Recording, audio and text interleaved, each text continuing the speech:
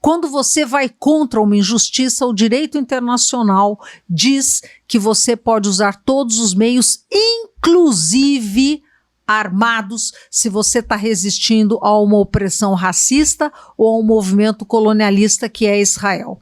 Então, podem falar o que quiser. Quem estuda o direito internacional vai falar: os palestinos têm razão, eles têm direito de resistir porque eles estão vendo o seu território, que era 100%, eles estão sendo expulsos e estão vendo suas terras serem confiscadas, e hoje a Palestina não consegue ter nem, com tudo o que Israel está fazendo, nem 10% do que era a nossa Palestina histórica. Nós esperamos muitos anos, décadas nós esperamos pela diplomacia, pelo direito internacional, e a gente descobriu que o direito está armado. E o direito é comprado, o direito não é a justiça do direito natural. Então nós realmente percebemos: ou nós vamos ser apagados, como fizeram com os índios da América, ou nós vamos resistir. A nossa opção é resistir. Nós não vamos nos entregar, nós vamos resistir. Jamile, você citou alguns judeus que hoje já se posicionam e alguns que já se posicionaram contra, né, o sionismo. Uma das coisas que está me chamando bastante atenção são os protestos nos Estados Unidos. Existe um movimento chamado Não por Nós. Sim, não em nosso nome. Não em nosso nome, sim, isso. Não em nosso nome. Então, o que acontece é o seguinte: inicialmente os judeus, eles foram enganados.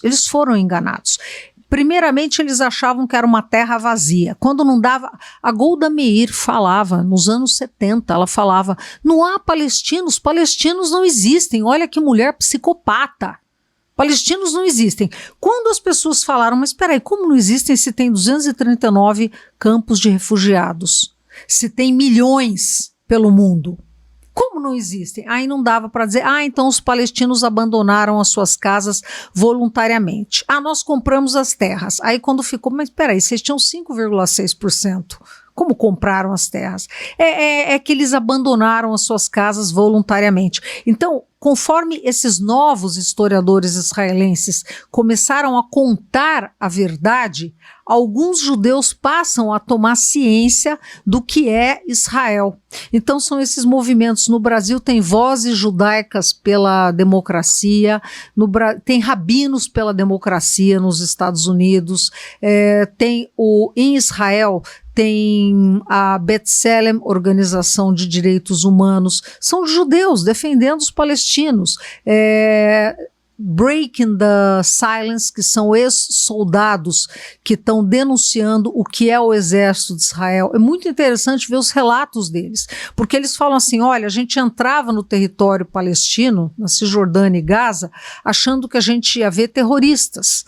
Aí a gente descobria que nós é que éramos os terroristas amedrontando aquela população civil. Então eles mudam de lado. Eles falam: não, isso não. Por que você acha que Israel não mostra os reféns? Vamos lá. Primeiro prisioneiro que Israel, em 2012, que ficou famoso, era o Gilad Shalit, né? Que o Hamas sequestrou.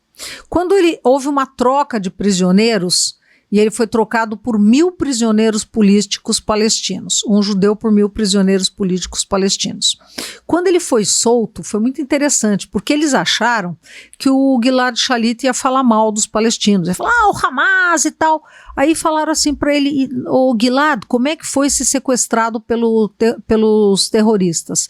Ele falou: não, eles não são terroristas, eles são resistentes, eles são combatentes. Eu não estava no território deles como um turista judeu. Os turistas judeus que entram em Gaza são bem tratados, tem relatos disso. Tem na internet um judeu da Argentina que ele vai para Gaza, ele fala: olha, eu fui super bem tratado, eles sabiam que eu era judeu. Eles falam: se você veio em paz, ok. A gente não tem problema por alguém por ele ser judeu. Nenhum. Nosso problema é o sionista. Você entra para tomar minha terra, você entra para me massacrar, você entra para me tirar a vida, para me tirar a minha liberdade, então eu vou resistir. E aí o Shalit fala, eu fui sequestrado dentro de um tanque de guerra, eu era o agressor. E aí eles perguntam para ele, quando ele é solto, né, na troca de prisioneiros, nossa, Gilad, você tá magro, né, eles deixaram você passar fome? Ele falou, não, eu comi a mesma coisa que eles, é que Israel faz Gaza passar fome. Ah, tá. Aí eles vão ficando meio sem graça. Aí eles falam assim para ele, escuta, aí você não teve medo, né, dos terroristas? Ele falou, já disse que não são terroristas, são resistentes. Aí ele fala assim, eu tive medo em 2 momentos. Quando me sequestraram, eu achei que eles iam me matar, mas aí eles deixaram claro que eles não queriam matar, eles só queriam fazer a troca de prisioneiros, era para fazer troca. E depois, quando Israel bombardeou Gaza, 2007, 2008, 2009, porque bombardeou muito perto de onde estava. Eu achei que eu ia morrer. Por isso que o Gilad desapareceu. Por isso que eles não entrevistam mais. Por isso que existe uma censura para não mostrar isso. No 7 de outubro aconteceu a mesma coisa. Se você olhar na internet, e tudo isso foi proibido, mas você ainda acha na internet. Por exemplo, tem um menino, a primeira pessoa que falou foi uma judia chamada Yasmin Porat. Ela falou para o canal 12 israelense e foi gravado isso. Israel tentou tirar do ar, mas muitas pessoas já tinham gravado. Então eles perguntam para ela, o Hamas, né, bateu em vocês? Então ela falou, não. Ela falou, eles foram gentis. Olha o que ela fala, eles foram gentis. Eu falei para eles, olha, eu tenho filhos, não me matem, eu tenho 45 anos, eu tenho filho. Eles falaram, não. Nós não queremos matar ninguém, a gente quer fazer troca de prisioneiros. Ela falou, mas meus filhos, deixei os filhos em casa, eles me soltaram. Ah, mas eles mataram o seu marido e tal. Não, não. O que acontece é que entrou o exército de Israel atirando em todo mundo. Então, o meu marido, quem matou foi o exército de Israel. Eu vi meu marido morrendo. E, de fato, dos 1.200 reféns, né, que eram que morreram, saiu no jornal israelense, no Haaretz, que 2/3 foram mortos com balas do exército de Israel. Quem queimou as pessoas foi o exército de Israel, que tem helicópteros Apache. Os palestinos não têm helicóptero. Outra coisa, a farsa dos bebês. Até hoje tem gente que fala para mim, sabe, eu apoio a resistência, pô, mas vocês palestinos decapitaram 40 bebês. Uma mulher mal intencionada falou isso, ela já desmentiu. Cadê a mídia para falar não aconteceu? E o famoso estupro coletivo. Nenhuma mulher se apresentou e falou, eu fui estuprada. 2 das reféns que foram reféns, uma é a Maia e a outra é uma mocinha. A Maia, quando ela foi sequestrada, ela estava na rave, ela estava com quase nua. E ela falou que ela achou que ela teve medo. Ela falou, não, eles não tocaram em mim, eles foram respeitosos. Ela não gosta dos palestinos, mas ela fala, não, o Hamas não fez nada, tratou normal. Sim, sim. E tem uma mocinha que está do lado da mãe dela, dando entrevista, uma menina falando, não, primeiro o Hamas não algemou ninguém, todos nós judeus não ficamos algemados. Eles não despiram ninguém, não algemaram ninguém, e aí eu falei, não, eu vou ficar junto com a minha mãe, eles permitiram. Aí ela fala, eles deixavam fazer ginástica, quando eu queria ir ao banheiro eu fazia sinal, eles ok, e ela teve um relacionamento tão bom com eles, que ela ainda fala que eles deram um nome para ela de Salsabil, que é como se fosse a água do paraíso, alguma coisa assim. E eles falam, eles não tocaram em mim. Tem uma mãe judia que fez uma carta agradecendo ao Hamas porque tratou bem a filha dela, que a filha dela não ia ter nenhum tipo de trauma. Tem um menininho, essa entrevista ela tá filmada, muito bonitinho, um menininho, e aí eles falam pro menininho, que foi refém, troca de prisioneiros, eles falam assim, 10 aninhos, Aí eles falam assim, você aprendeu algo de árabe? Você ficou lá com eles? Falou, eles me ensinaram a falar pepino, ele fala, e o pai dele do lado dando risada. E que mais? Ele fala, eles me ensinaram o que eles falam quando eles rezam. Como é que você classifica essa sua experiência com eles? Ele fala, legal. Se você vê os reféns sendo soltos, eles estão falando tchau. Eu vi, eles abraçaram, né? Tem uma moça que vai beijar o cara do Hamas, eles abraçam. Tem uma senhora, essa é muito bacana, uma senhora que a mãe dela, no Brasil aparece aquela senhora, a tradução como, eu fui maltratada e tal. A moça está falando, a filha está falando em inglês. Eles trataram bem, eles levaram médicos e tudo mais. Para você ver como é a Rede Globo. Outra coisa interessante, tem uma outra velha também que foi refém. Olha o que a filha traduz. A velha está falando em hebraico e a filha está falando em inglês. Ela diz o seguinte, olha... o Hamas tratou minha mãe bem, eles levaram médicos, né? E o médico do Hamas, ele achou, minha mãe tem vários problemas de saúde, ele achou que minha mãe estava tomando muito remédio, então ele cortou e substituiu por menos coisa. E minha mãe se sentiu muito melhor nos 40 dias que ficou lá com eles. Então, inclusive, a minha mãe gostaria de voltar para ver o médico do Hamas, porque ela está achando que ele é melhor do que os médicos de Israel. Para você ter uma ideia. Isso vai aparecer na mídia brasileira? Não. Até a mídia de Israel chega a passar isso. A mídia brasileira não passa, o que mostra que esse país não é democrático. Para ter democracia, você precisa ter, de fato, imprensa honesta, e nós não temos. O jornal Haaretz Israel mesmo, ele foi o primeiro a desmentir, né, a questão dos bebês. Sim. E ele diz, não houve estupro coletivo, muito pelo contrário, tem organizações internacionais dizendo que as mulheres palestinas e crianças estão sendo vítimas de estupro. Eles estão em Gaza, eles estão em jaulas e estão sendo estuprados, organizações internacionais relatando isso. No caso Hamas, com toda a dificuldade que tem, como que eles conseguiram ali... Eu cheguei a ver alguns vídeos que rolaram na internet, mas todos eles são tirados, né? Claro, né? Eles fabricam as próprias armas, tudo? Fabricam armas e eles também são armas mais simples, é óbvio. Nós não temos... Os palestinos não têm um exército.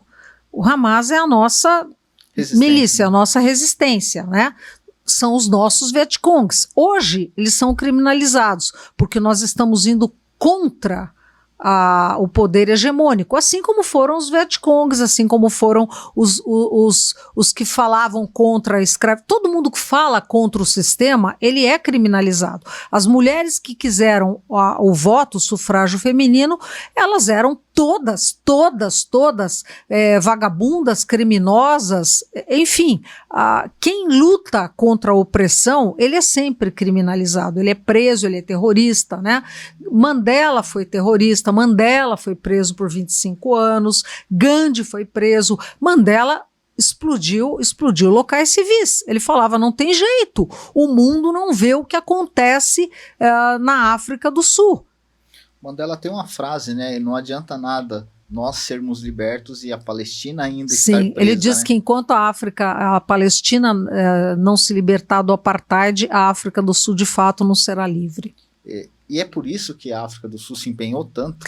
A África do Sul conhece o apartheid, né? O bispo Desmond Tutu, ele diz, inclusive, que ele também reforça dizendo que o apartheid de Israel é muito pior do que o apartheid da África do Sul. E como que o apartheid da África do Sul caiu? Através do bloqueio, do boicote internacional. Então, o boicote é uma das armas dos palestinos, que está sendo criminalizado. E nós temos uma dificuldade, porque a maior parte dos produtos, infelizmente, são de sionistas, né? Mas mesmo assim, nós estamos boicotando a Coca-Cola, a Ambev, nós estamos fazendo boicote a essas empresas, Carrefour, enfim. Eu vi que a Puma já se retirou, né? Ela Sim. já não está mais patrocinando nada, né? Sim. E, Jamile, os números do genocídio não param de crescer, infelizmente. Quem está ajudando efetivamente a Palestina? Assim, quem que você pode falar, olha, esses estão junto com a gente?